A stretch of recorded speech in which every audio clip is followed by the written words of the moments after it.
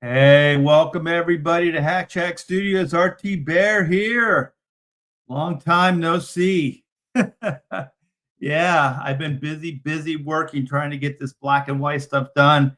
And yeah, I'm going to share some stuff with you. Instead of working all by myself, by my lonesome in the studio here, I decided I was going to share some of the creation of Black and White, Volume 3, Sins of the Father. So I have a page lined up here, and I am going to do some work on it. So yeah, hope everybody's good. Hope everybody's well. Beautiful day today, and yeah, prepare yourself for some drawing stream. So I'm gonna draw for you guys. So just like always, you guys, let me see a sign of life in the chat. This is always interactive, so feel free to ask me questions, and we'll have a conversation. So let me see. We got Edwin, Hell Peeps, what's up? We got Past Master Dan. I would post on X, but I'm banned for a week. Oh man, all the good ones get banned. All the good ones. Mr. Pedro Ang, the genius himself. Hey, how's everybody doing this morning? I think everybody's doing good. Doing good. So let me get into this because I want to start working because time is precious. So here we go, you guys. This is some page from Black and White. I got it all penciled up. It's not, I don't have a lot of the rendering on it yet. So it's mostly just line art. So we got some backstory here. Reads getting the lowdown from Jackson, who is the head of MI10, which is the British Secret Service. They specialize in robotics. So this is a future tense story. So MI6 still exists in this universe, but there's MI10, and MI10 did exist. It's a real division of MI6, and it existed during the big war, the second World War.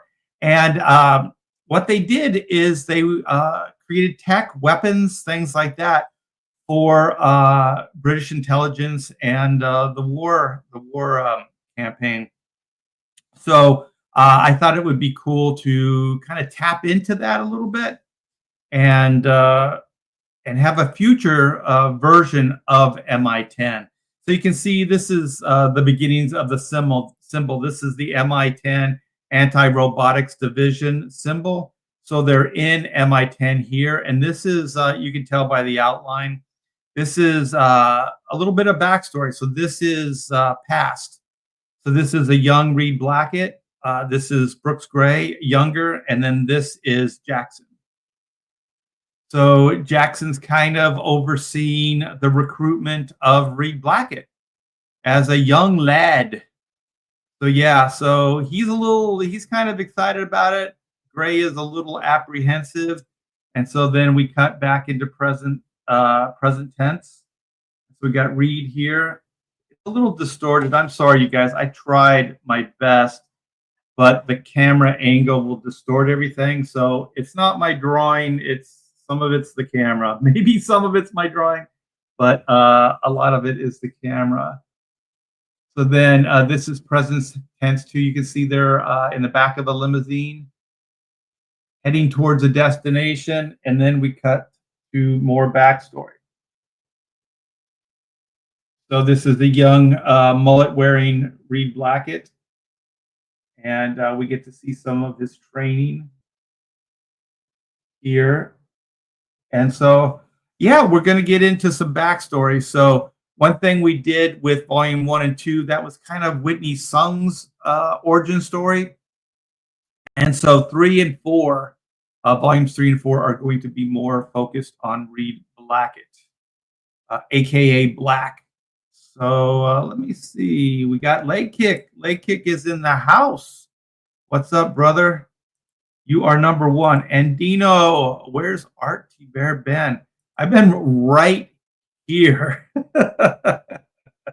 I don't move from this spot. So I got 3 pins that I'm going to be moving around on. So these are, what are these? Point liner Pentels. I think this is a fine small one. This is a point liner Pentel 3. So this is the little, yeah, this is the thicker one.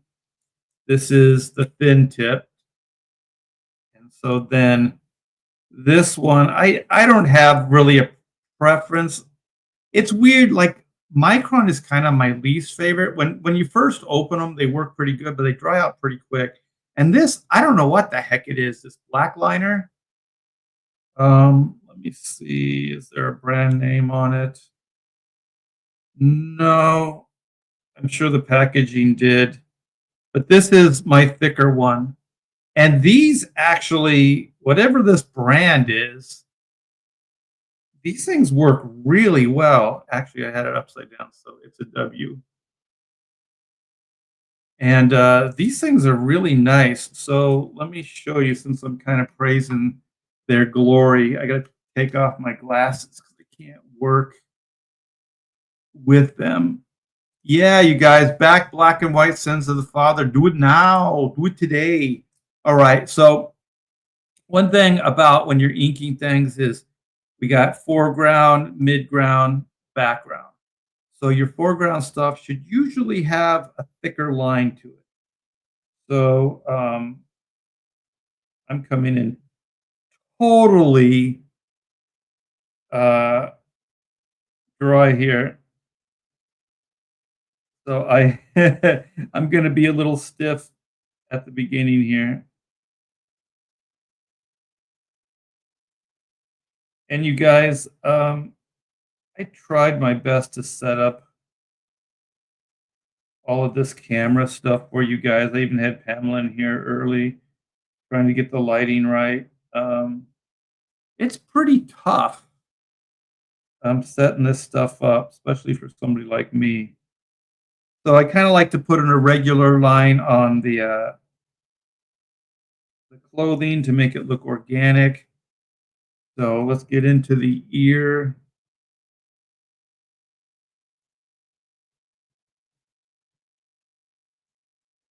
So I'm a fan of turning the board. So I know it's probably hard for the video, but it becomes easier for my hand to make the move. And so here's some of his hair, his beard, shadow there. So you can kind of see how it's coming together. So I'll probably start moving a little faster as I get more comfortable. And don't be afraid to go back on lines to make them thicker. So I would suggest always go thin first if you're a little bit unsure, and then you can always go back in thicker. So this is a little tough, you guys. You can't see my setup here, but my head is right next to this camera. I'm kind of locked into this space.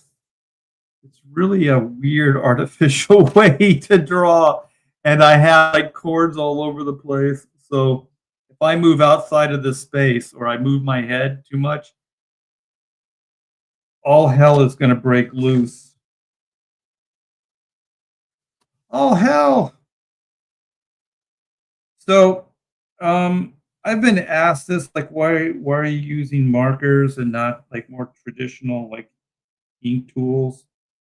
And for me, I had I think it's called trigger finger. That's kind of the simplistic way of putting it. And my thumbs a few years ago, they locked. They locked in this position, both of them. And so the only way I could get this to straighten out is to manually do this. My pinky in the morning still does that. I think it's some kind of arthritis, and if I use my hands too much, like hard labor, they get really stiff and they hurt like hell. So, um, more traditional tools, I couldn't really hold. My hands wouldn't really they wouldn't work. So I just started working with the microns and the different pins, marker pins, and I found I could hold them without hurting my hands as much. I just realized his nose is a little too broken here. You gotta try to stay on character. So, also, I'm always tweaking as I'm going.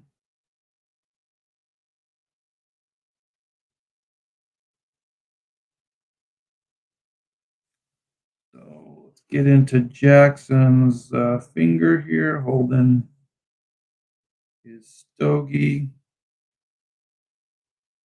This is a man of with many vices. He's a hard drinking, heavy smoker. He's got a lot of stuff on his mind.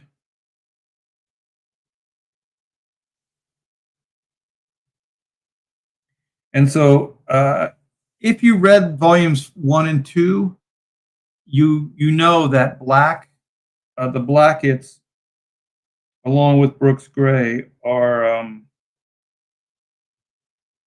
they're spies. It's a spy family.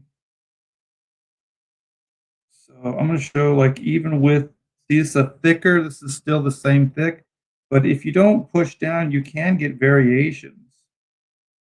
And the thicker pins, they move quicker. You can get more movement out of them.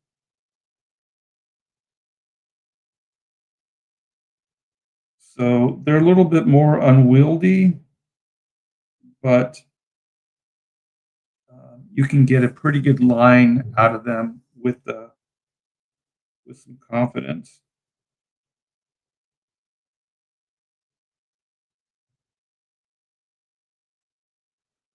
So a couple hatch lines here.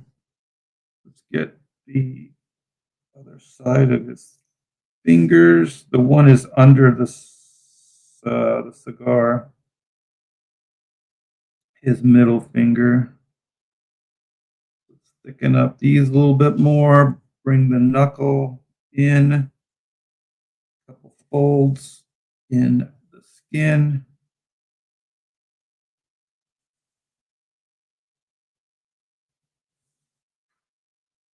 Usually, you guys, I am hovering over the board right now, so this is a little different than I usually ink.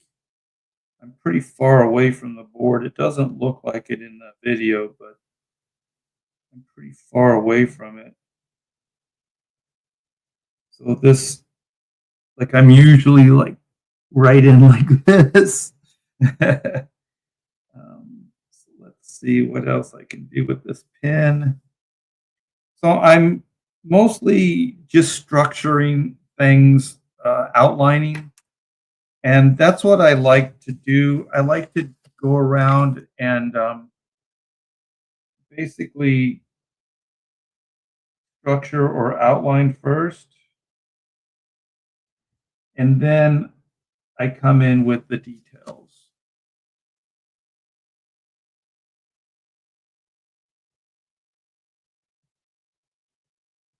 So I'm just going to lay down like some of the beard here, but I'll come in with a pencil and add some shadows to it. So like I said, this isn't these pencils aren't completely done. They're more or less just the structure, but there is some rendering, not a lot, but some.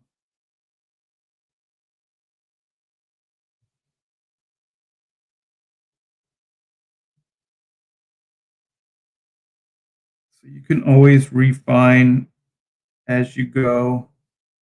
But this is basically structured Jackson in. I'm feeling a little bit more confident, a little looser, so I can do some rendering. There's this. I was really happy. Like, let me get a thinner, my medium thickness pin. I think this is it, 3. And you can come in and do some of the rendering. So I'm doing a slight thick to thin, and you can do it with these markers. And then this is kind of a continuation of the shadow, but I kind of break it up so it looks more organic. So there is, man, he looks like he's got a big old bulbous head. The camera angle. But yeah, that's kind of the structure. So I'm going to go in on like what I call secondaries. So like hatching, facial, like eyes, nose, things like that. We got Rocky. Rocky is in. Tell me about it. Let me see. What did I miss? Oh, Rocky's way up here. Many artists also give me advice about wrist injuries. Yeah, carpal tunnel. Some guys get it. Um, I'm sure if my hands didn't hurt as much, I'd probably feel the carpal tunnel, but my wrists, for the most part, are pretty good. Back is always one. Got to take it easy with that pen. Past master says holding that tension all the time and not doing contrast exercises. Uh, I've heard many warnings. Warning, warning. Feels like general advice for life itself. Yeah, definitely. The worst part is when you build up scar tissue. Yeah, there's something about I think what I did is there's like these sheaths that the tendons work in and they swell. So when it locks, they're like they're swollen and they won't slide readily, and that's why it locks up because it gets caught. So I try not to beat my hands up when like I did when I was young. But the thing is, like, I've been playing the drums since I was, geez, 15, 14, 15. And so that'll take its toll, you know, smacking your hands and all that, because you're feeling the the percussion, the pressure. So your hands got to hold on to that stick so you don't drop it. So you can hurt yourself. But you know what? It's all good. I wouldn't trade a day of it, you know. Also, I'm an older guy, so some of it's just natural aging.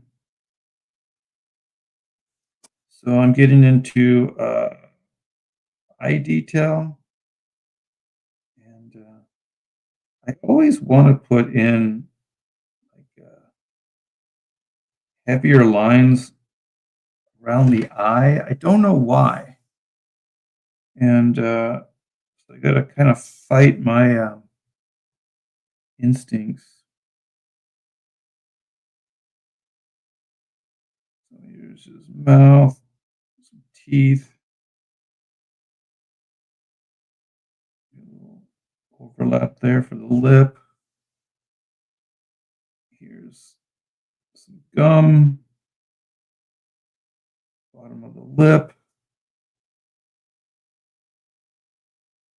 And let's get that nose.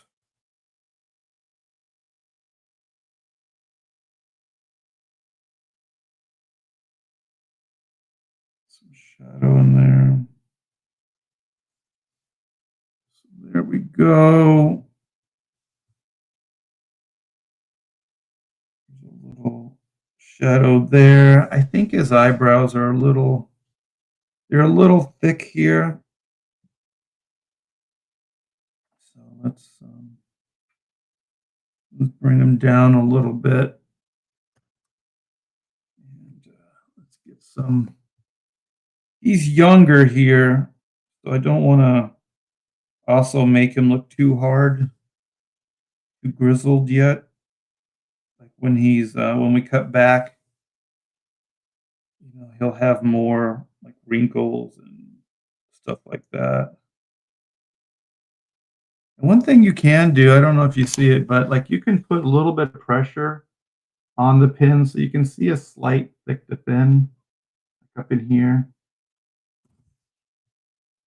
So these pins will allow you to get a little bit of movement.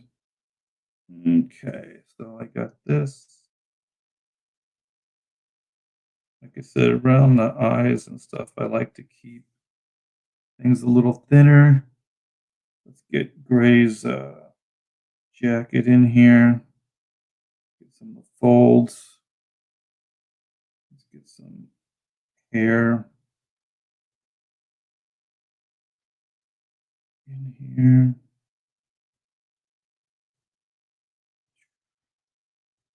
I'll come back to that eyebrow. That's all I got left on Jackson.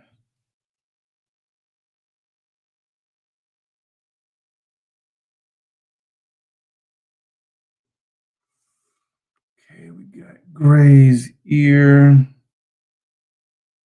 It's fun drawing Gray in different ages. So on some of the flashbacks, you get to see a fairly young Brooks Gray.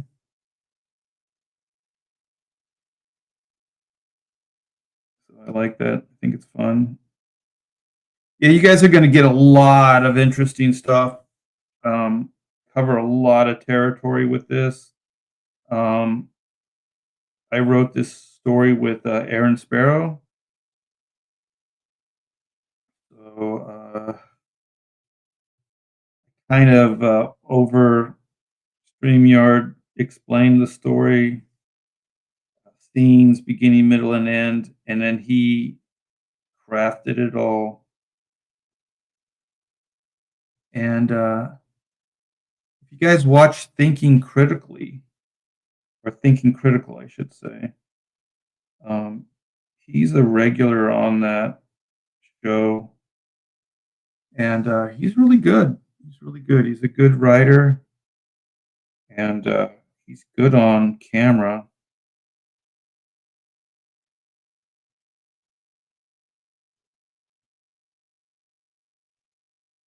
So I want the cigar to be somewhat organic looking. So I don't want all my rendering to look too patterned. So let's get Gray's neck in here. Collar. He doesn't have a tie on, which is pretty rare for Brooks. He likes to keep it snazzy.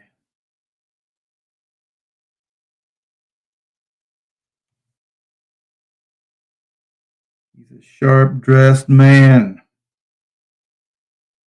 Get some knuckle details. I got a shadow in here.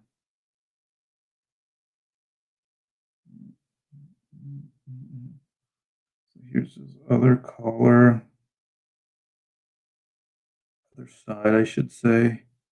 And if you guys could, if you like this kind of entertainment, uh, share this out on your social media.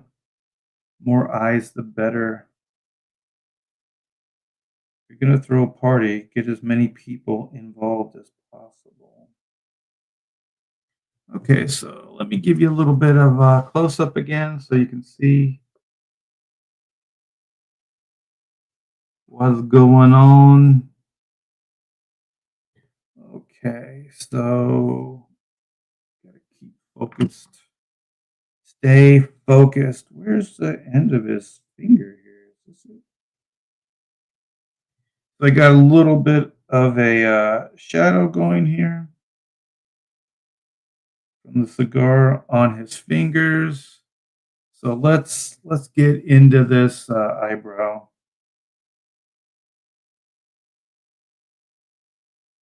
So like I said, I want it to be a little thinner. So the one thing about eyebrows is, for me, I like some of the where it breaks away. It looks like individual hairs, and then I like where it's solid too, because if it's too much without the solid, it it kind of doesn't look structurally um, doesn't look good to me. So let me see.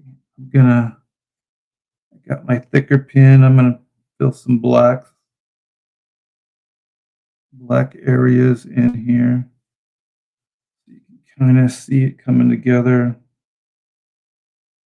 I got some rendering in the ear here, but I'm not real happy with it, so I'm not going to ink it in yet. It's not quite doing what I want it to do. And so then we got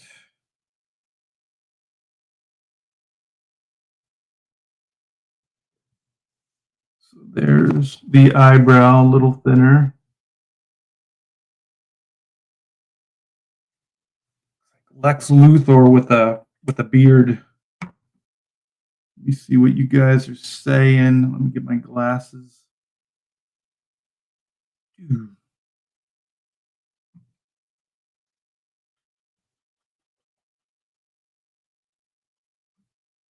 Let me see.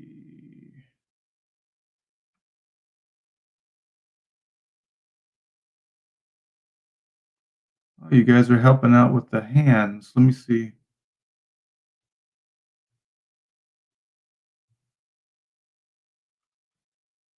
Okay. Whoa, Passmaster. I've run the gambit. 3 open heart, 2 strokes, HEP, C1A, cure for the most part, worked for automobile manufacturers for years, working with air tools. Holy shit, dude. Hope you're doing better. Do contrast baths, start with cold, go hot and alternate. I heard that's pretty good. Like when I played sports, there was we had like a tub, and it did that. 64 still kicking. When I'm 64, badass mofo. Um, I wanted to live. Yeah, stick around, past master. Oh, let's see. Rocky, let's see. I love when the pupil strikes the lid and I get to do just a pool of black. Yeah. So it sounds like Rocky likes to doodle too.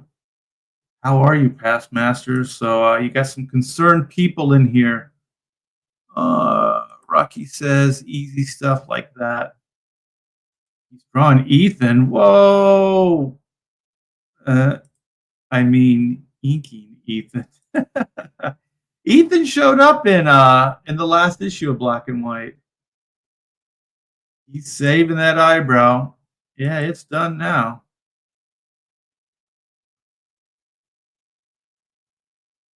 I do too. That eyebrow mocks John Malin.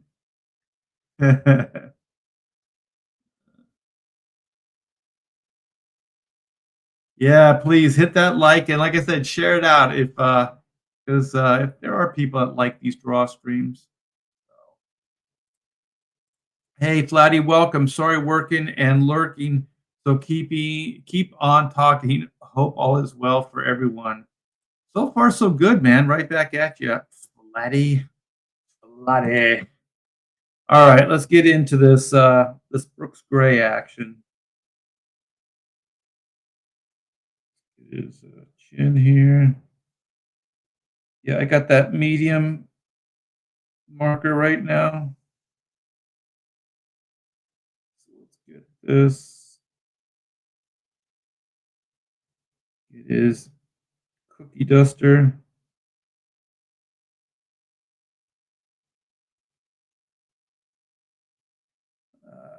Yeah, let's get that nose.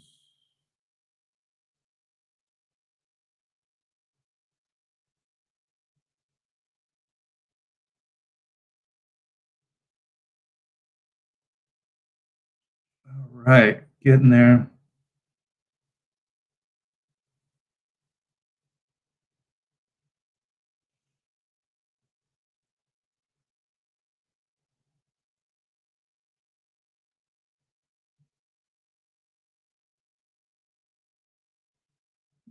Let's get that.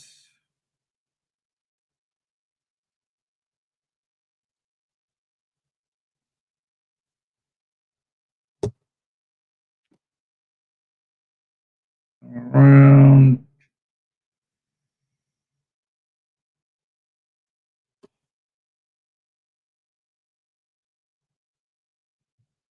All right. Gray's got a little bit of a sweep. The youthful sweep.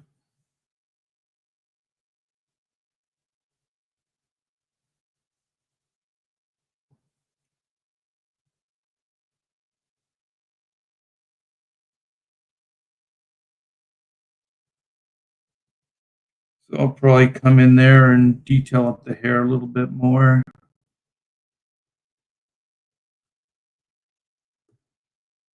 Once I get that final rendering, everything's a process.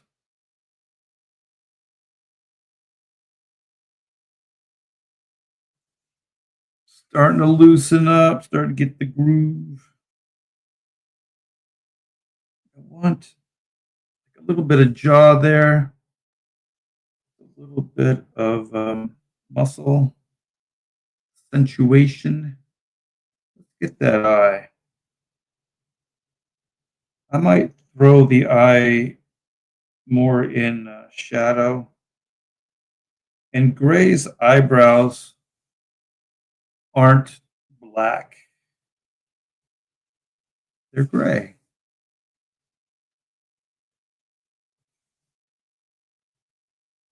So they're open.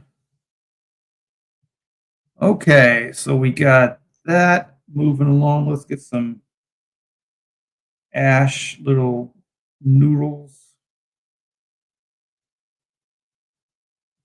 Little noodle action there.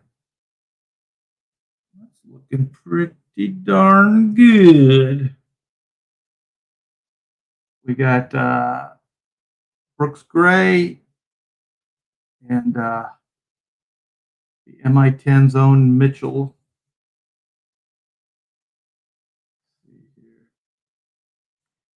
Okay, you know what? I just realized I scanned these pencils in. I can share. Let me see. Screen share. Is that right?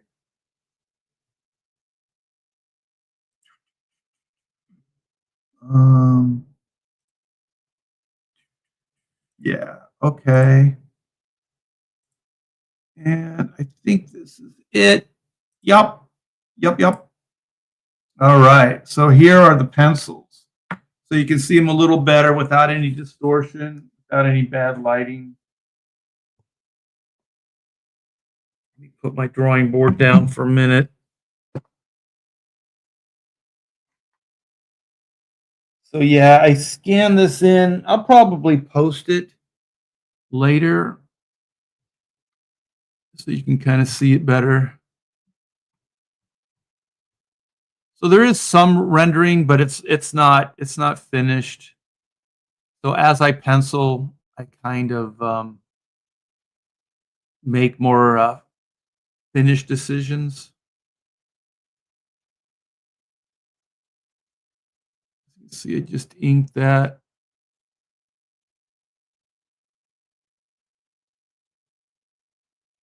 A young Reed Blackett. And then we got him older here. And then here's the flashbacks. The flashbacks aren't done yet. I still got, I'm doing like some light boxing from the layouts or the breakdowns. And then of course, yeah, these are flashbacks of a young Reed training. So yeah, you guys, this is a labor of love. There's a lot of work going into these things. Bringing my 40 years of experience in, trying to entertain you guys with the best comic I can possibly make. So there's that, and let me see, where was it? I think it's this one. I can show you some color work. So here's where the scene starts.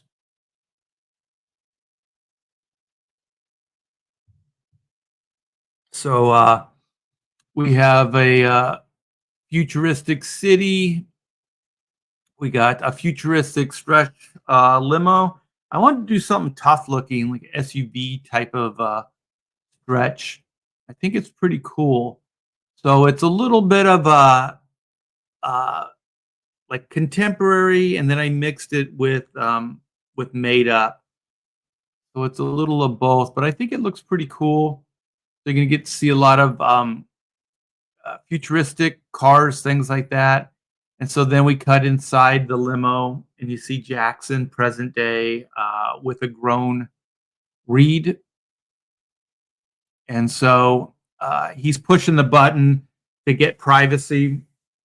So this character, his name's Mitchell the Mole. He's right here. You see him in profile. He's driving the car. He's MI10 as well.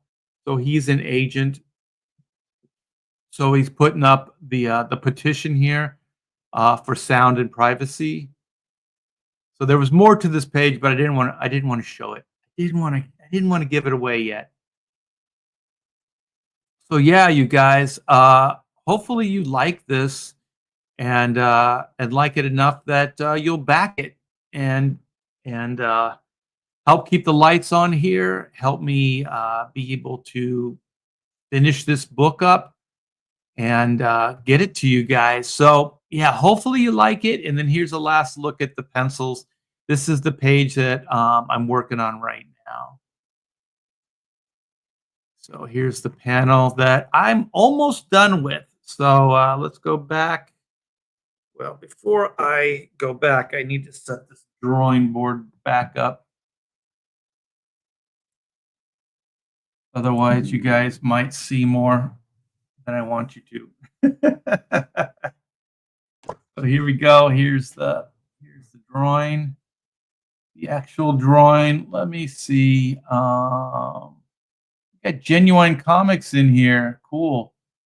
Yeah, hit that like, you guys. God bless the working man. Yep. Taking what they're given because I'm working for a living. Genuine, what's up, brother? Love the stuff you're doing. Hello, Art. Greetings, chat. Got some Genuine fans. Genuine fans. Great line work. Thank you, man. taking you to the garage so I can be productive and helpful. Yeah. Yeah, I noticed that Passmaster likes to tinker, work on cars and stuff. I don't do that as much as I used to when I was a kid. Cars are just too damn hard, contemporary cars. And but I do other things. I like to work in the yard, and I just did some reworking of the front sprinklers, and I need to actually do some work on the back. There's a couple problematic things, and yeah, summer's coming up, so I got to make sure that that system is 100%. And yeah, I work on the pool equipment. I just pulled one of the pumps. I know this stuff absolutely bores you guys, but I find it interesting. So I pulled the pump, and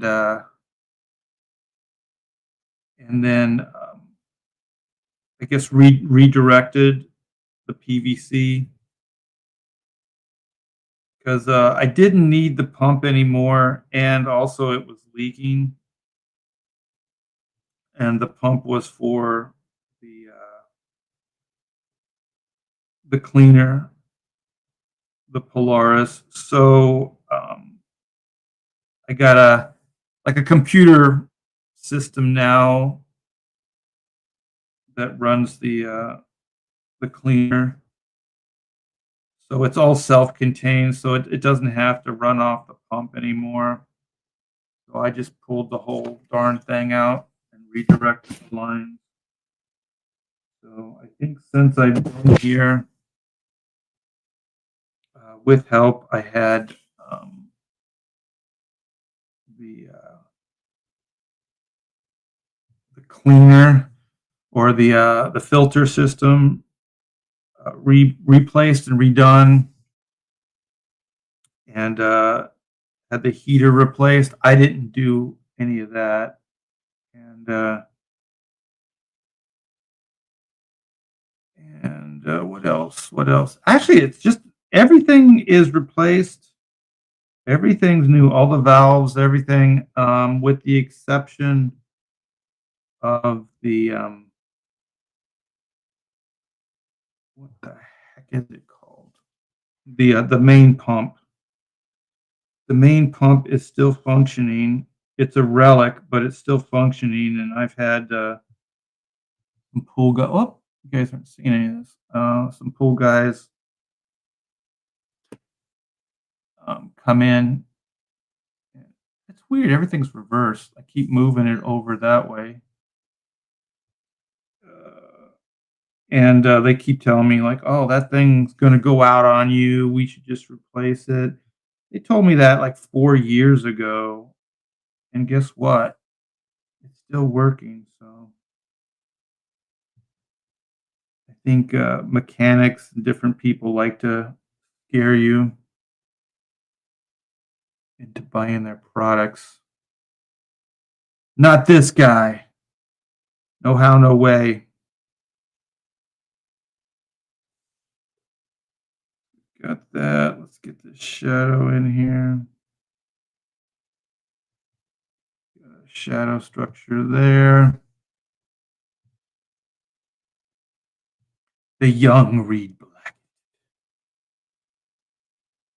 Yeah, there's a lot of cool character stuff in this. I mean, everybody's like, "Oh, action, action," but I think without good character, you don't really have like the action doesn't mean much. It becomes superficial. So I am a big believer that character is almost more important than action. Almost, almost more important. But if you can get like a great combination in there, then you have struck gold. I tell people it's kind of the difference, and I'm old school, so a lot of my movie reference and stuff are older. But like Die Hard versus oh my gosh, I'm trying to think of the Steven Seagal movie where it's basically Die Hard, um, or like a Van Damme movie where there there's always great action. Like you're always going to get your great action, but like you're not going to get great character stuff. And like a Lethal Weapon or a Die Hard, like there's character beats in those films, and then there's the crazy action.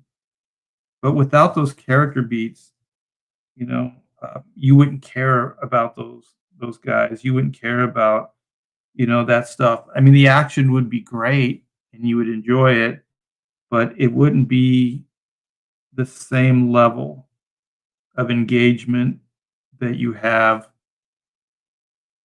if you got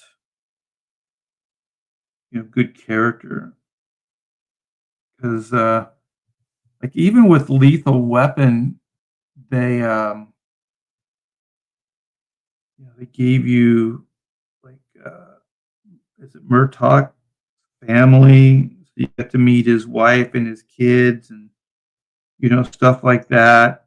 And so you got Riggs' backstory, where he did have somebody, and then something went horrible, and you know he was having a hard time just kind of carrying on. So the whole story basically is this guy finding a reason to live, basically. So there's great action, like I said, but yeah, there's good character, and then even Die Hard, the guy's kind of in the middle of not a divorce, but trying to avoid it, and so his wife took a job in California, and he's going there to try to work it out. They got a couple kids, you know, um, and so that's kind of the emotional hook there. So then he ends up saving the woman's. He ends up saving his wife, and then ends up saving like her boss and everything else. It's pretty awesome. Like if you think about like if you're going to be a hero in your story, and your wife's like she's all like, "Oh, that my job is important to me, and I'm going to move, and you know to California and pursue this opportunity." And then you're like, "Yeah, but what about me? What about the family?" It's like, "Yeah, well, this is something I got to do." And so then that happens, and then her boss's, you know, life is on the line, and this guy that she just kind of thought wasn't all that kind of well, not kind of, he saves the day, which is pretty awesome.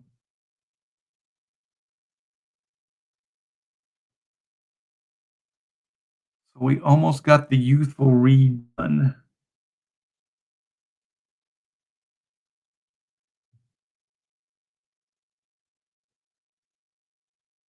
I always want to put more detail in ears for some reason, and I don't know why. I'm tempted to do the face with the thicker pin, but I'm going to use the thinner one because I think I kind of got a little too thick with the gray rendering here. So let's get in here.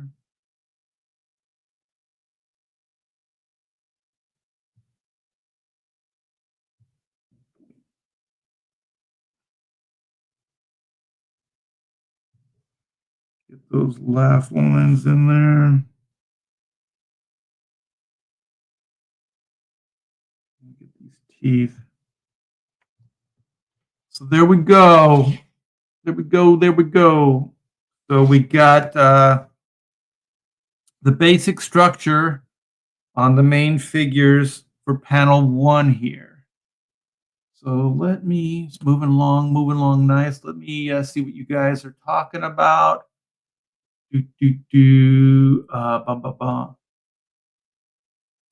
And Dino says, help Art make more than his Social Security. Yeah, I'll take it. So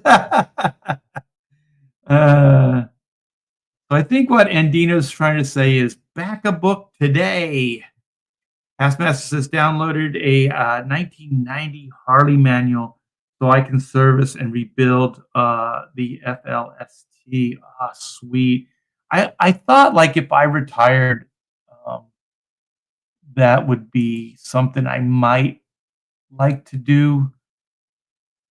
But I'm so all over the place because one of the things too is I wanna turn my drum room into a like a full on kind of studio, padded up for sound and then kind of mic it up to where I can play for you guys. But it's just everything is so time consuming. Art, the great landscaper. Yeah, you should see the art. It looks incredible.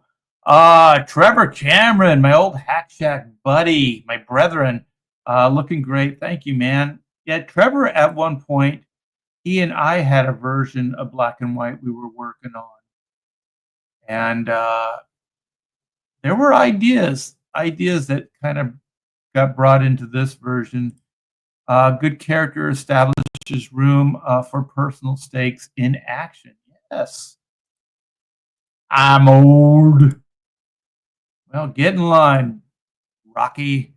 I was fixing our tube television when I was okay. When went to Hooks to test them and replace them. I did with my dad. And you learn to let those things cool down before you grab them. Oh my gosh, those things can get so freaking hot. We had a tube.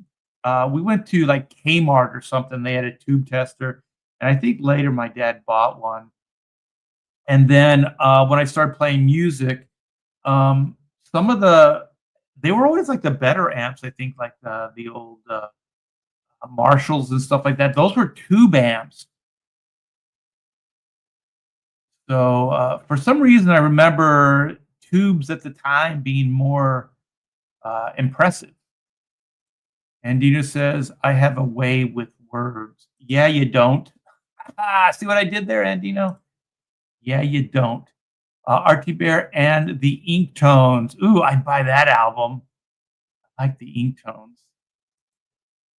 Inking, it's a way of life. Glowing white hot piece of the sun. You melt your flesh right on those suckers. Yeah. Let me get my medium pin out again. I'm going to start on this panel. So now I got to remember to hold it someplace different. Let's keep this party going. So now a little bit of a different mindset. I think of clothing more in terms of geometric. Like I angle things a little bit more. when I draw muscle groups, things like that, I try to make them a little bit more rounded. Yeah, it's good to see you, Trevor. I hope you're doing well.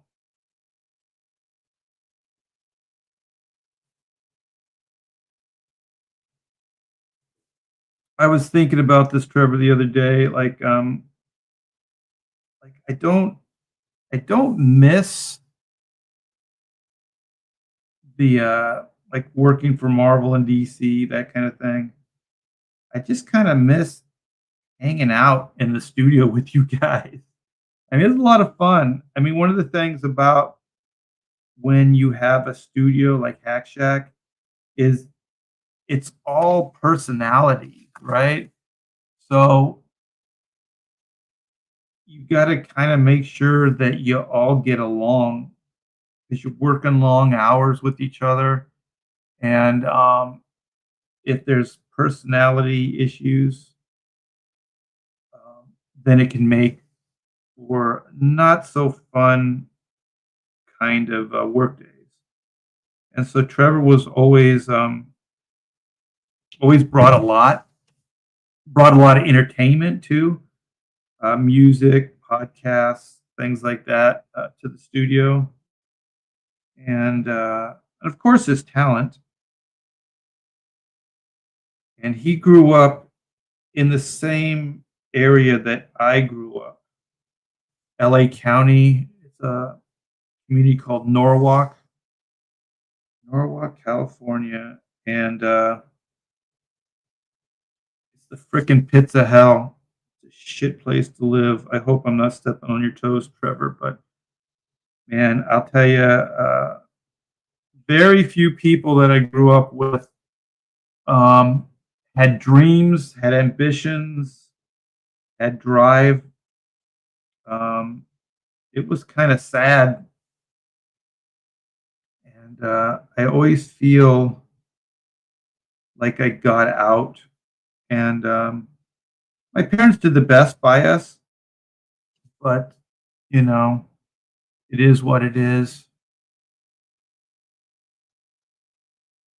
So I always, as soon as I could, I got far away from that place. So, so yeah, I think Trevor's parents are still living there. My parents are gone, but they were living there up till they left this mortal coil, as they say. What the heck did I just do? Trying to get fancy schmancy. That line does not lead. All right, here's something I did. Okay, when you ink and there's an uh, what is that called? An interruption in the line. You still hear. I'll use a pencil. You'll see what I'm talking about. You still have to ink the line like it's going continuing. So this strap and his back, lower back, did not follow the upper back. So you got to be careful.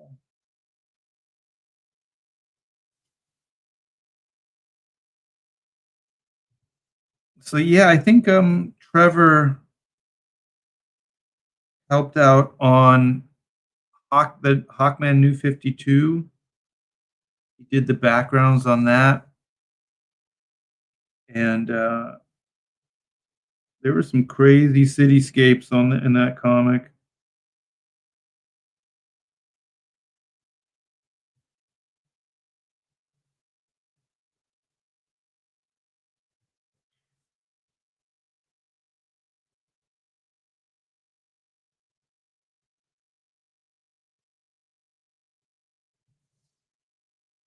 It's a lot of work. I think that was Joe Bennett's pencils. I'm working with the Joe Bennett Studios. His name's Alan Patrick. And I was going to, I asked Joe Bennett if he would do the breakdowns for this based on my layouts. And he said he would, but then I think a more lucrative job came up. And so I got the axe. I think that was probably the Ripperverse, Rippa verse. That's so strange. Rippa verse, the Rippa. And but he works with two other guys. Like there's a guy named Jack Jadeson, and I worked with him. He penciled some of his own stuff at DC, and so I've inked him separate. I think it might have even been on that Hawkman, so maybe Joe couldn't finish an issue, or had some need some downtime or something. And so Jack came in, and he's pretty good. Um, it's kind of in a similar style, and so then when Joe couldn't do it, I knew that Joe worked with in a studio. Had two guys that drew a lot like him. So I asked if he had anybody that could help out. So that's how Alan Patrick got involved. And I don't think that's any of their names. Like they got such Americanized sounding names. Joe Bennett and Jack Jadeson and Alan Patrick. Yeah, I don't think that's their birth names. But anyway, yeah, Alan's real good, and he does these loose breakdowns, and so I kind of take them, and you can see the back. So then I light box stuff and put it on model, do all the rendering. There's quite a bit of redrawing because there's a lot of inconsistencies in his approach. So the characters aren't always on model.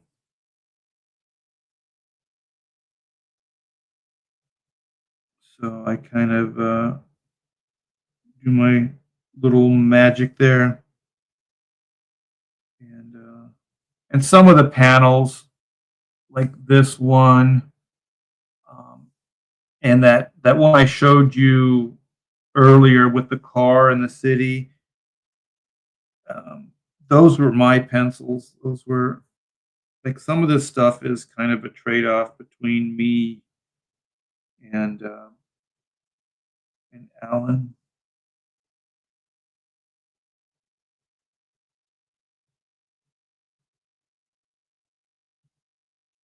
It's kind of a breakdown finisher relationship at its core, but for me, it's a lot more commitment because I'm getting real loose stuff. So it's a matter of tightening it up and then putting it on model and then rendering it all. And then a lot of the layouts from his are different than what I do. So one of these, I think I've showed before, like what he does versus what I do. So I'll probably do that again before it's all said and done.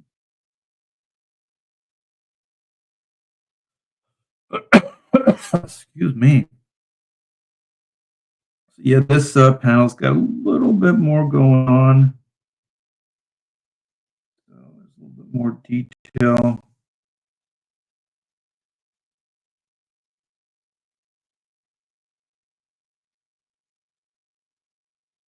should use the thinner marker, but getting cocky. Getting cocky, kid.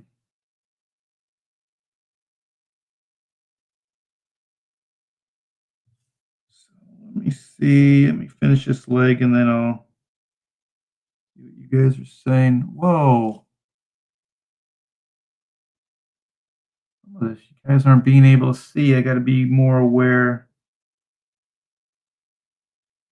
of where I'm at.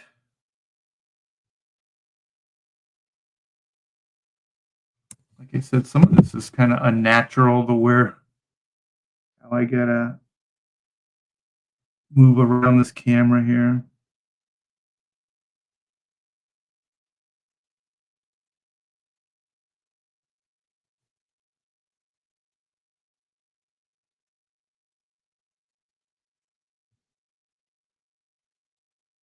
So there is the leg, other side of his jacket here.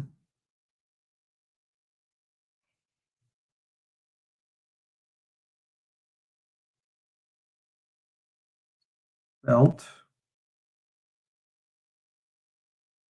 Okay, I'm gonna get his sleeve. It's calling me.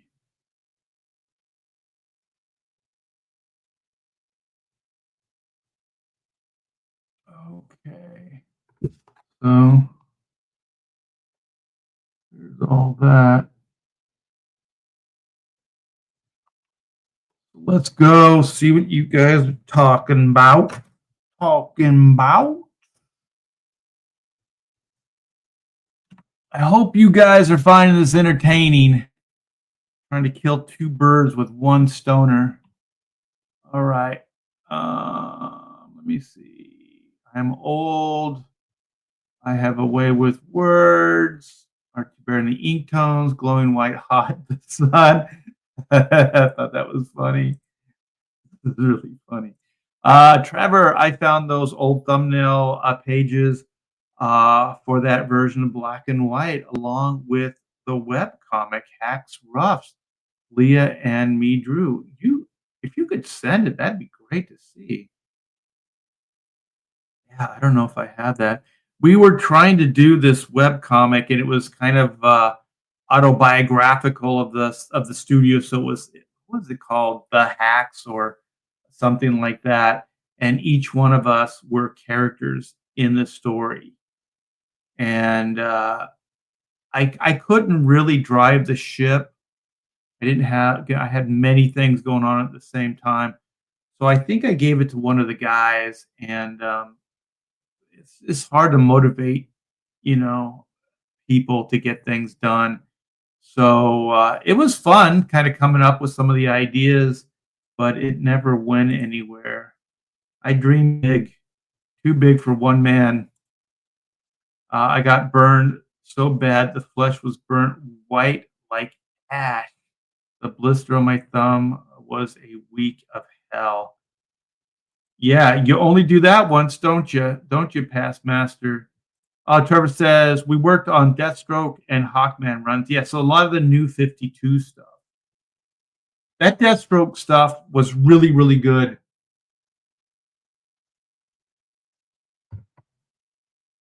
I don't really care for the character, but the writing was strong. The artwork was strong. There was a lot of blood, but it was very cartoony blood, so it was almost comical. But it was a great story. The reveal was awesome, and I guess it was too slow to the build. It was great for the story if you're reading it, but DC didn't feel like they were selling enough books, so they fired us. I think they gave it to Rob Liefeld. It's funny because I think Rob came in on Deathstroke because I think we were the original art team on that, and then we went over to Hawkman. And I think Rob came in and started writing that as well. Did a lot of crossover. That's great work, Art. Thank you, Paul. I appreciate it. Comic Art I know that face. Hello, Art. Yeah, Spider-Man, the Ultimate Spider-Man. Comic Collector UA says, I have a question regarding Ultimate Spider-Man 33.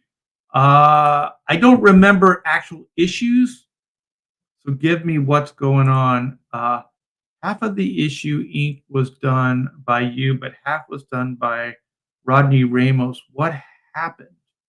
Probably just schedules, most likely. I mean, Marvel was really pushing us to get stuff done, and if you lagged even a little bit, uh, they panicked. Trevor says, absolutely. All right, let's get into this inking thing. I think I'm going to finish up his hair. Make sure this is the thicker marker. But before that, I got to warm up again. No, this is the thin one. Since I got the thin one, I'll do his face.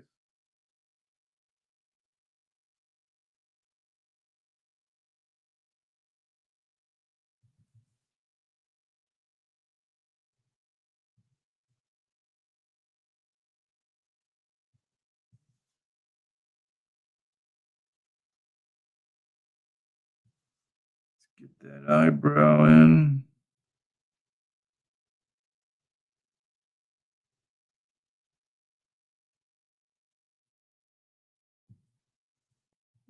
Okay. It reads a little older here as well. So I gave him the same haircut, but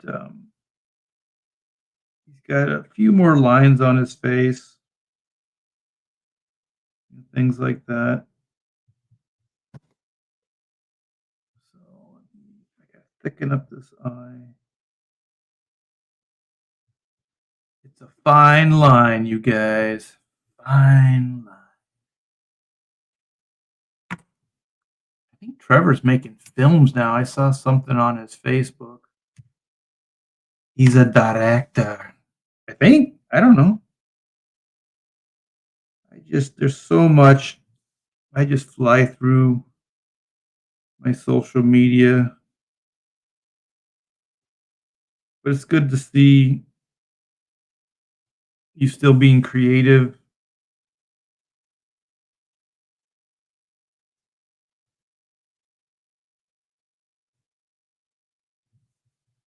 What is that? Is that a cigarette in his hand? You're not going to see that at Marvel and DC. But, oh, look at that. I'm inking off panel, off screen. Let's get Reed's hand out of the way.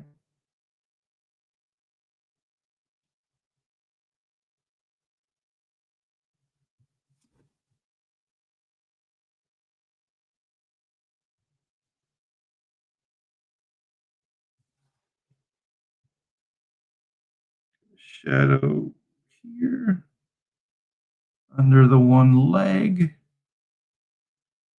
Get those fingers.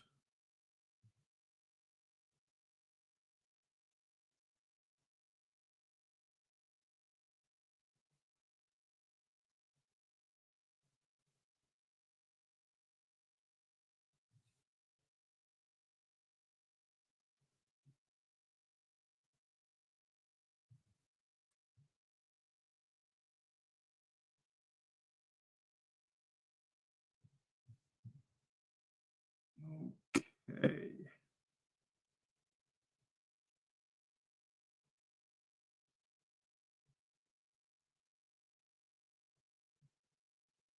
And I don't know about you guys, but if I got to see some of my favorite artists in the day on YouTube drawing some of my favorite comics, I think I would have flipped out. I would have freaked out. Yeah, we live in a pretty amazing time. A lot of bitching, a lot of fighting, a lot of complaining, but a lot of pretty amazing stuff being done. You know what else? I'm going to say it. I am going to say it. I am looking forward to that new Superman movie. I don't care. Judge me. Come at me, bro. Here's his knee that you can't see. Gonna move this up by the microphone. Where was I? Knee. Look at that. Everything's out of focus. Where's it going? I should go this way. Why do I keep pushing it that way? Because everything's reverse. Everything's opposite. Today is opposite day.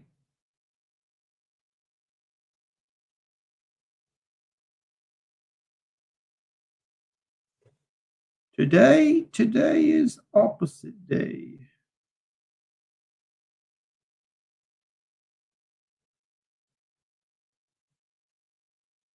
So yeah, you guys, black and white. We're in the 30s, so we're halfway. We're at the halfway point with the book. So anybody that wants should come in now because there's not going to be as much time to wait. Yeah. So grab yourself a copy.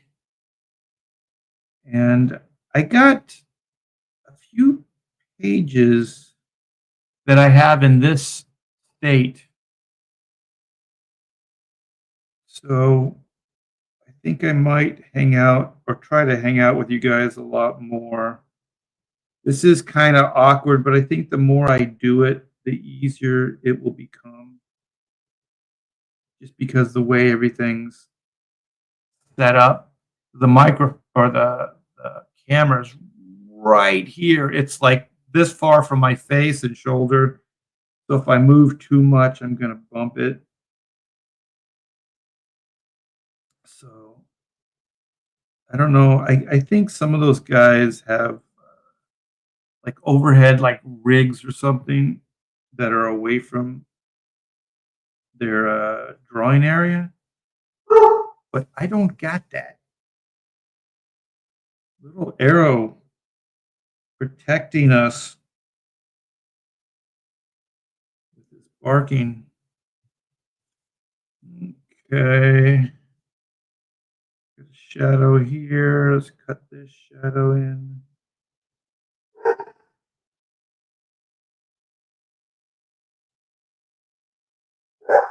Man, I like having a dog. I feel like I got security backup.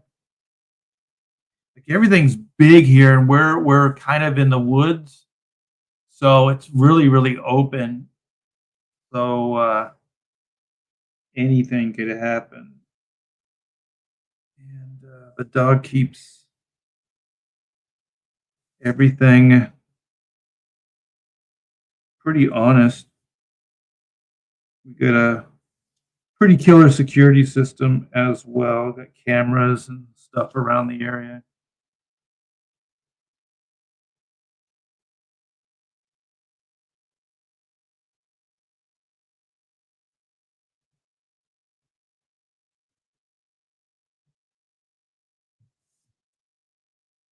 Some of his suit detail.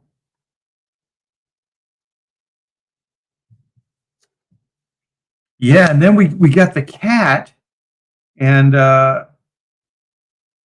he came with us from California. He was basically Amanda's cat. His name was Momo, and he's like 18 years old or something like that. He's still around, live and kicking, and we get a lot of woodland creatures, but I'm used to it because Corona we did as well, and so I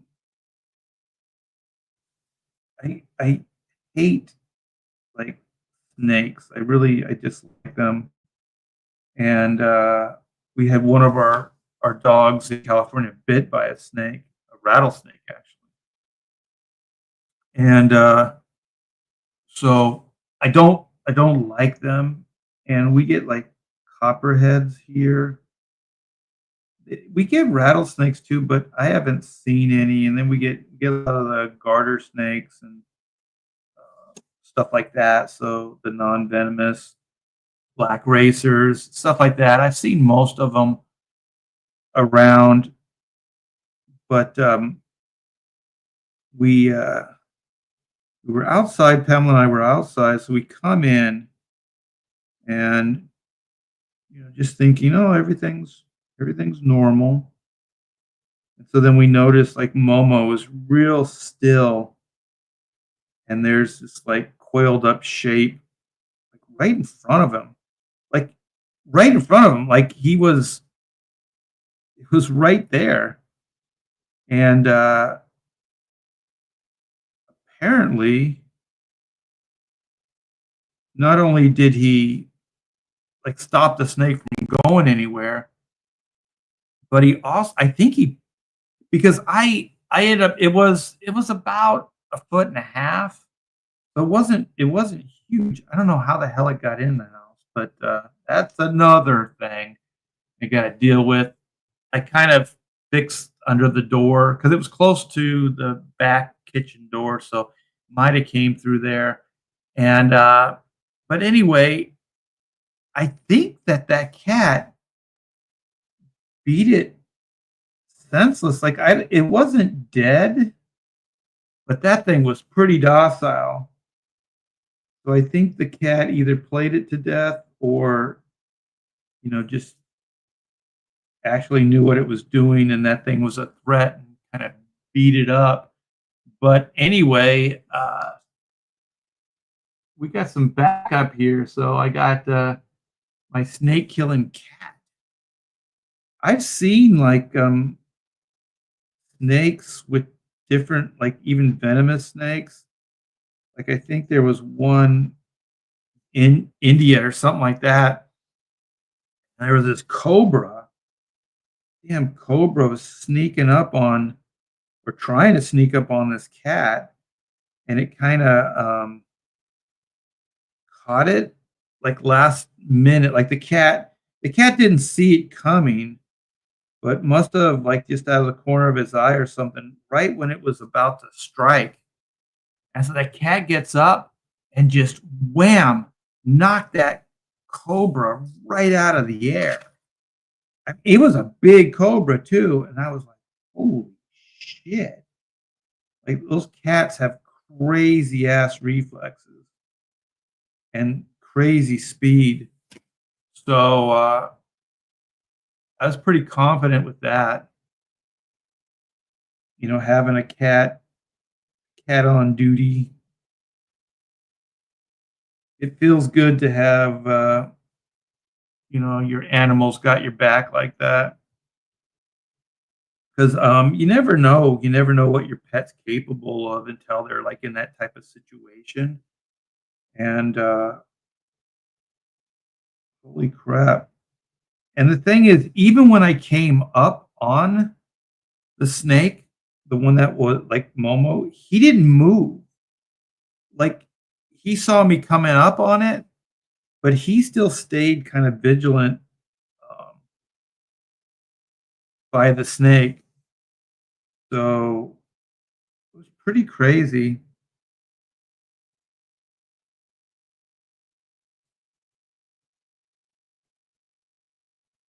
So yeah, I'm thinking it came under the door because it wasn't thick. The snake was kind of thin. So, or it was like right at the door, like because they like corners, like they hang out. So maybe it was in the corner of the door, and then when we opened the door up, it just kind of, hey, and just kind of walked right in. But yeah, I don't like those things. So I beat the crap out of it with a shoe. It was so funny because every time I would hit it with the shoe, it kind of came flying back at me. So I'm kind of doing the two-step back, smack, two-step back, smack, two-step back. And I think between, yeah, it was Momo. I see, Trevor says, "I remember Momo. Wow, still kicking." Yeah, he's doing well too. Still jumping up on the, countertops and things and getting around. Um, he doesn't play as much because of the dog.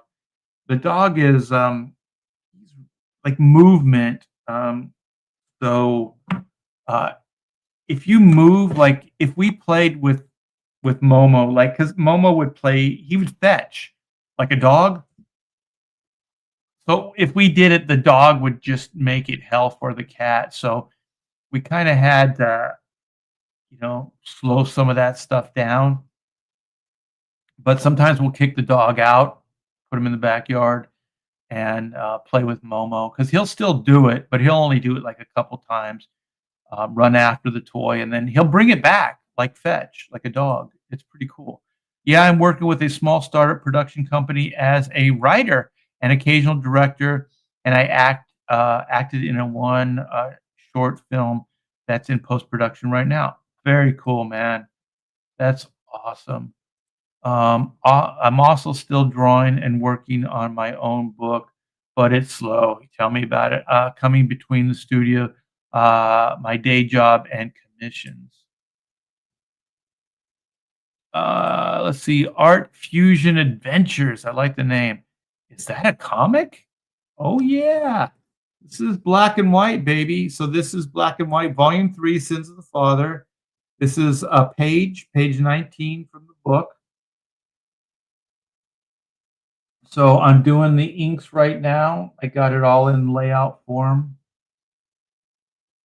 So yeah, I just thought I'd put some stuff together so I can stop being antisocial and hang out with you guys and get some work done. Uh, is that a comic, please? Art is a murderer. That poor snake. No, kill them all. I don't even know why we have those things.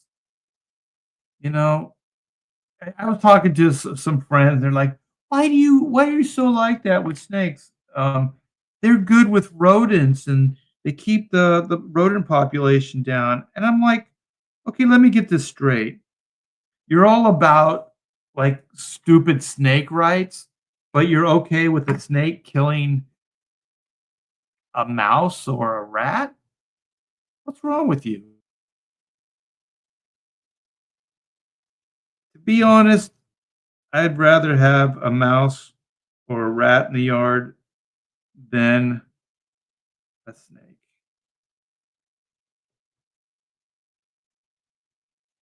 A rat can't really kill you or a mouse, but a snake can. And after seeing what that rattlesnake did to my dog in California, no thank you. That poor dog, her face was all swollen. It was crazy. It was very expensive, the anti venom and all that stuff. So, where am I? I'm going to get the smaller pin out, do his hands, or do Jackson's hand here.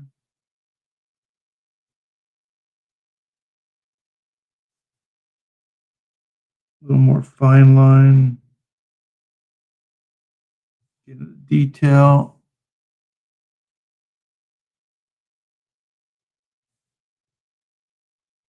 Like I said, Jackson has a little bit of a vice.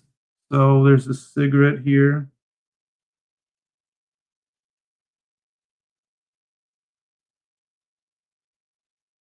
Little cig smoke.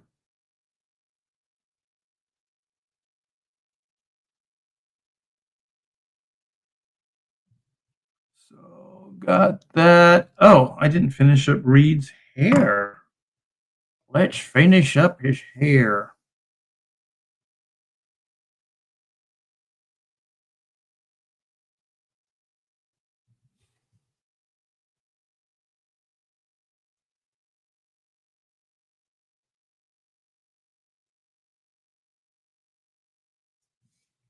bring some shadow shapes here.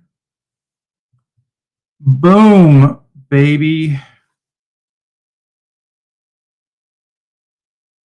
Get some hatching.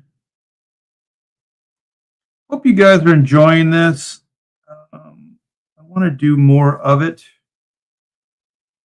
Like I said, I got a couple pages in kind of layout form like this. I can bring them together in a live stream.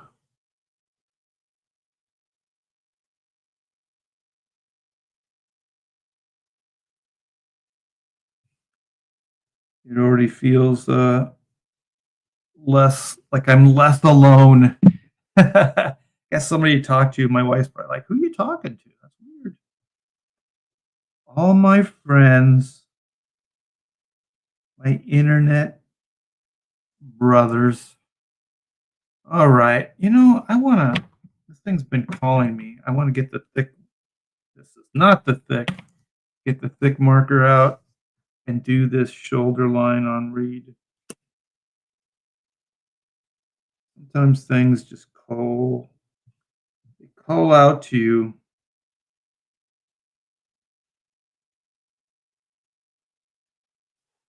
You can't see me.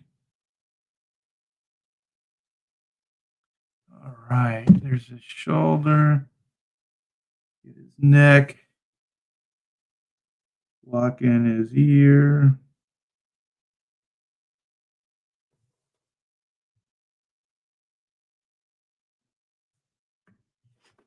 Get some of the suit details.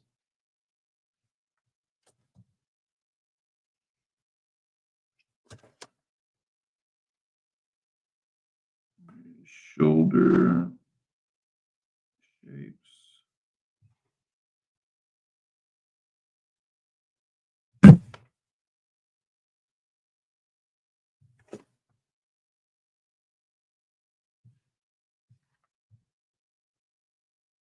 Collarbone.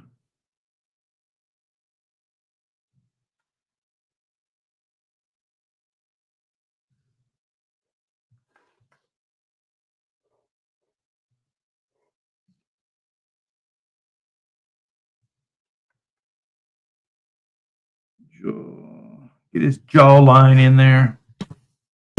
Block out this big head. Big head shot.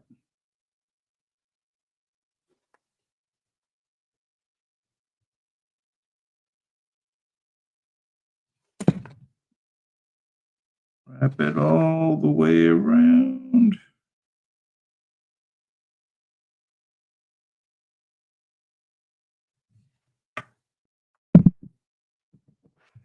Get his other ear.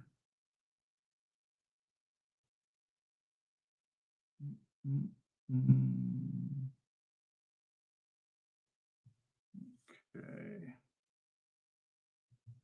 Get this other shoulder.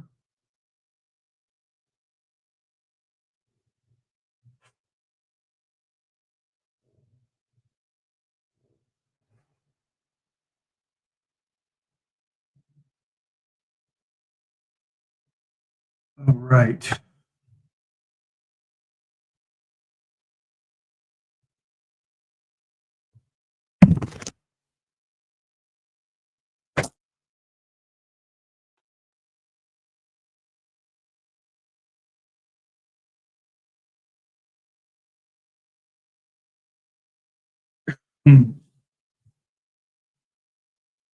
All right.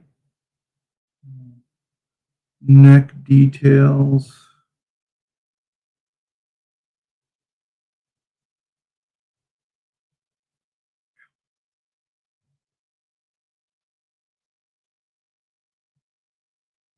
All right.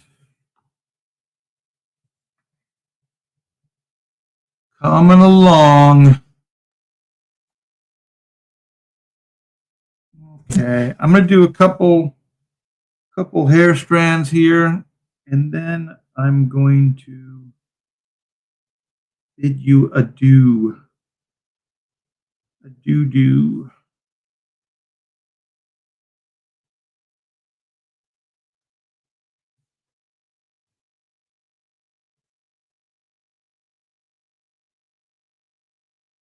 Okay.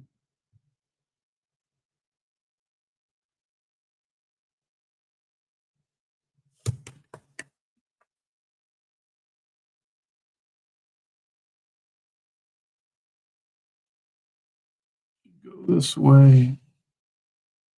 More natural.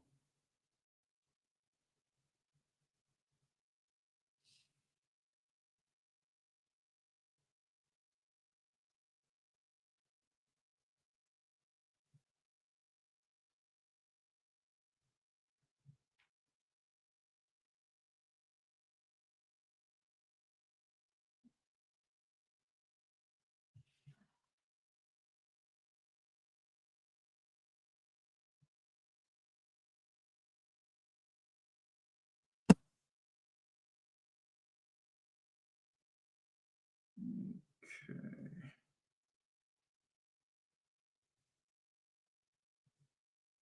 Finish this side.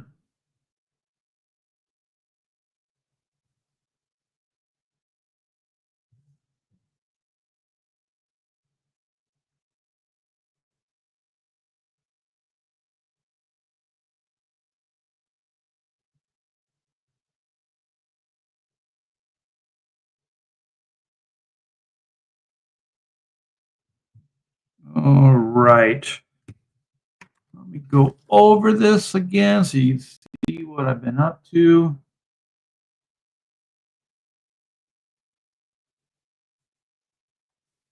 Got a little structure on Reed Blackett's face there. Got some interior. Blackett and Jackson talking, going over the good old days. And then we have some of the Reed, young Reed flashbacks of him training to be the ultimate spy. So yeah, boy, let's see what you guys are saying.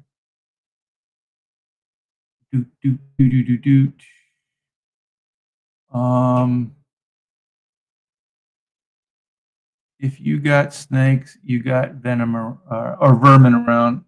Not always. We got. We are back to a forest. So I'm sure there are stuff around. But what the F? It's hair. I don't know what that means, but it sounds funny. Oh, am I the only one brave enough to say something? This is phenomenal. Thank you, Sharper Whisper 9. Thank you. And yes, just in time, Black and White, Sins of the Father. Click this link. Go back a copy today. I'm going to present. You know what I should do first? I should probably do this. Present. And go right to the real deal. This is the campaign, you guys. This is Black and White, Sins of the Father. This is volume 3. This is the first part of a 2-part story. So volume 3 and 4 will be that Sins of the Father story arc. So I dig this video. Let's watch the video.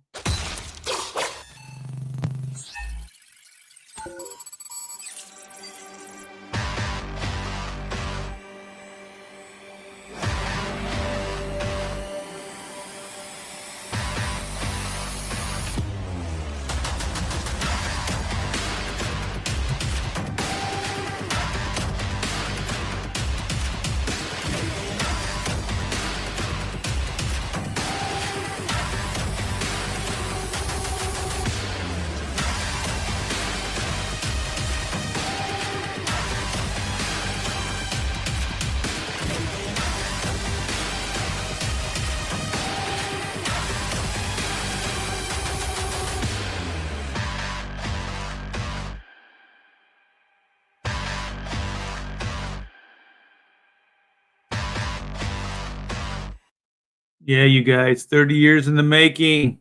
Oops, hit the wrong button.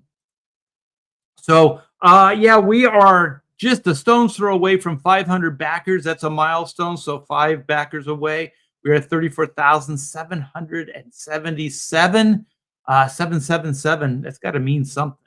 Um, so yeah, you guys, I am Marty Bear. I've been working for 40 years in this wacky industry, and have had the privilege of working on some of the industry's most amazing comics.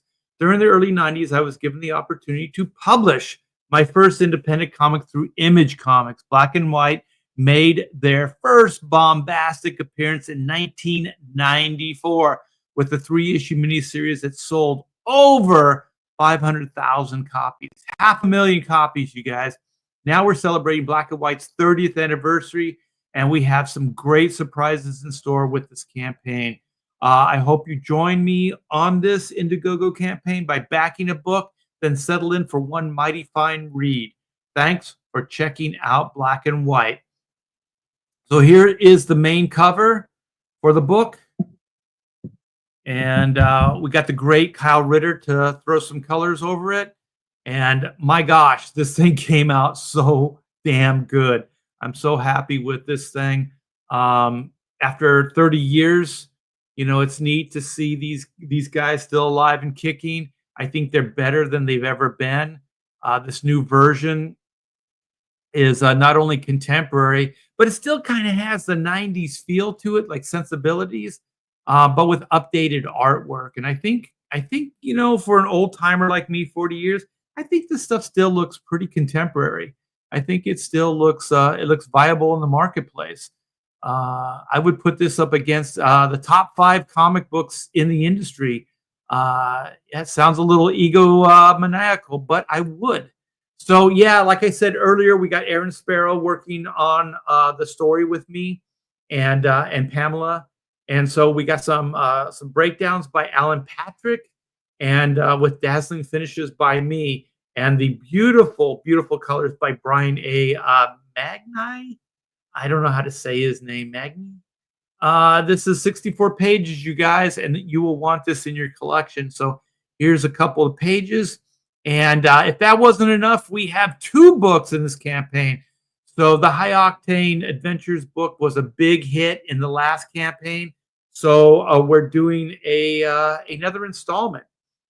So we got Pedro Eng back, and he will be writing, penciling, inking. I gave him a little bit of help with the writing, but that's pretty much his story. And he's a one-man wrecking crew, and these pages look freaking awesome. You know what I'm gonna do when I come back? I think I have a page of Pedro's work that I can show, and try to whet your appetite to pick up a volume 2 of High Octane. So here's some of the interiors. He's kind of figured out a new coloring technique. So these are the older pages. So I'm going to show you some of the newer stuff. And so we have 4 variants. We have the A cover, which is the main cover. We got a B cover, which is the villain's cover. So we got Lord Faken, and we have Juju, who is a Valdoon priestess. She can raise the dead, and she uses supernatural and high-tech tools to do that. And so we're going to have a lot of high-tech meets supernatural with this book. It's going to be a lot of fun. Lord Faken is an immortal. So we got some crazy stuff going on here, but it's all coherent, and it's brilliant, if I do say so myself.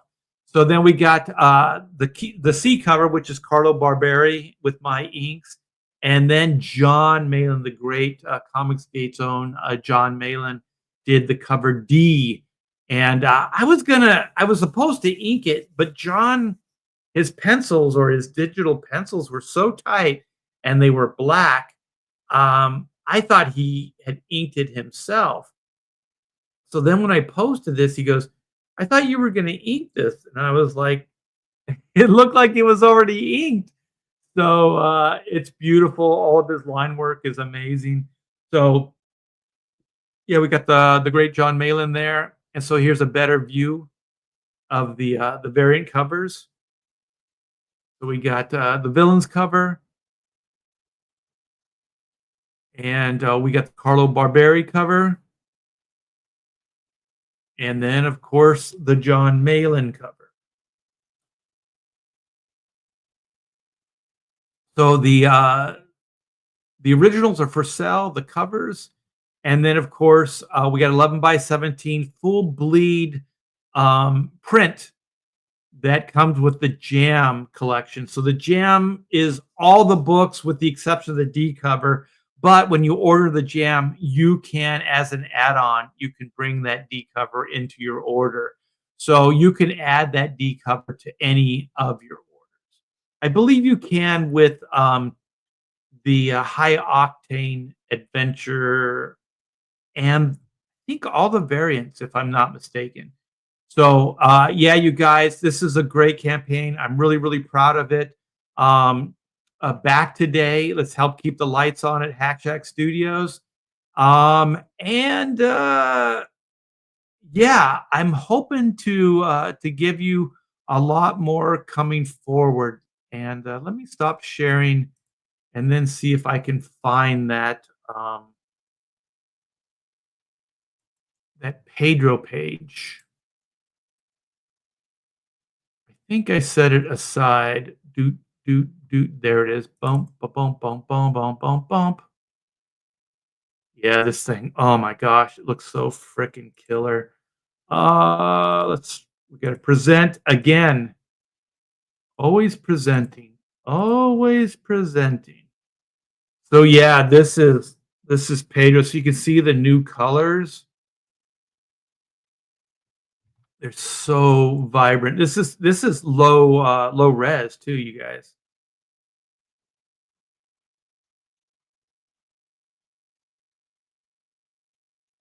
Yeah, so much fun. I dig his take on the characters. So we got Brooks Gray there, all armored up. We got Reed Blackett here, aka Black. We got Uncle Yi. Uncle Yi's back. He's gonna cold conk this robotic terror. And then, of course, that second panel, Whitney is being overwhelmed, overrun by these robotic terrors. Yeah, this is a page from High Octane 2, you guys. So this is an all ages book. I mean, for the most part, black and white, all the black and white stuff is all ages. It's not, there's nothing too, racy about any of it or overly violent. So you just have to kind of, if you're going to give them to your kids, just, kind of go over them and make sure that, it's something that your kids' sensibilities, that they'll be okay with. Um, but just from my point of view, I think this stuff is fine. And then here's a better view of those pencils in case anybody's coming late. So this is the page I was inking, and also you get to see it without distortion because I got to kind of bring the camera in at a little bit of an angle, so it distorts a little bit. So here's the pencils.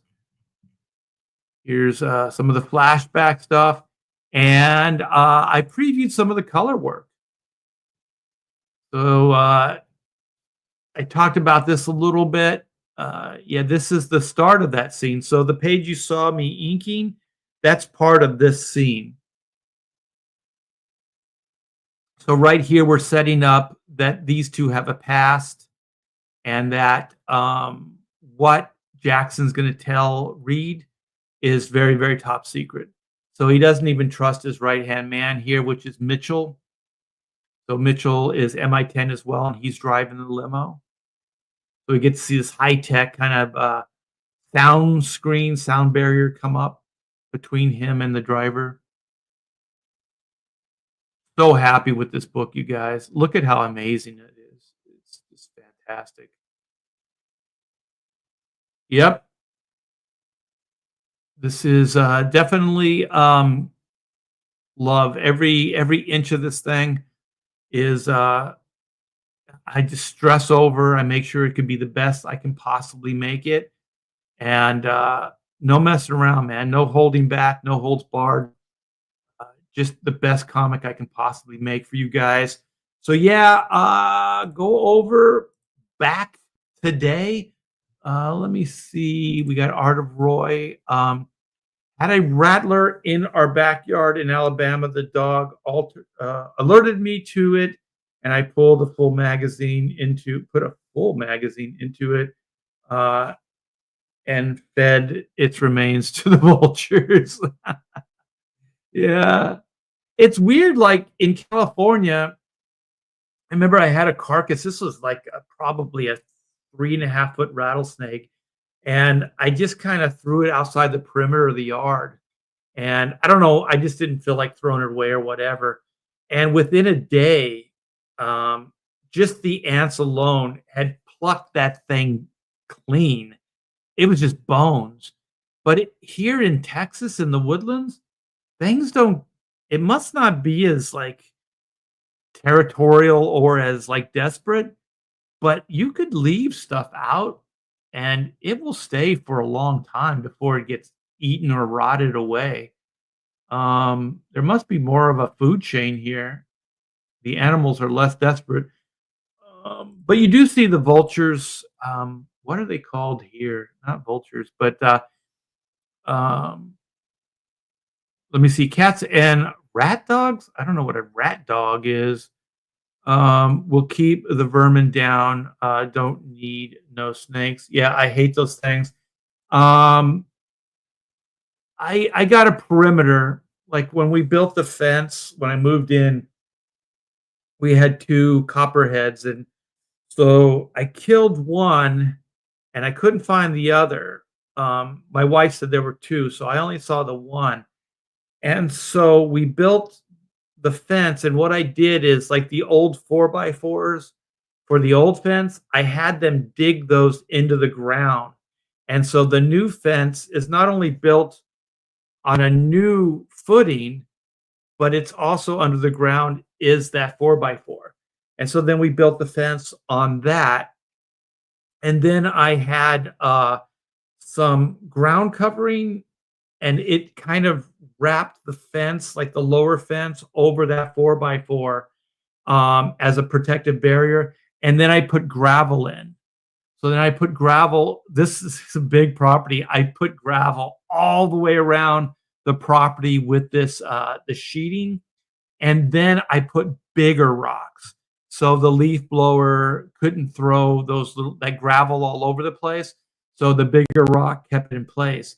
And so once I did that, we didn't have any snakes in the backyard. And that's been years now. We had one in the backyard, I should say. But I think when we built that fence, we built that copperhead that I didn't find. We built it into the backyard, so it couldn't get out. So one of the gardeners actually killed it for us.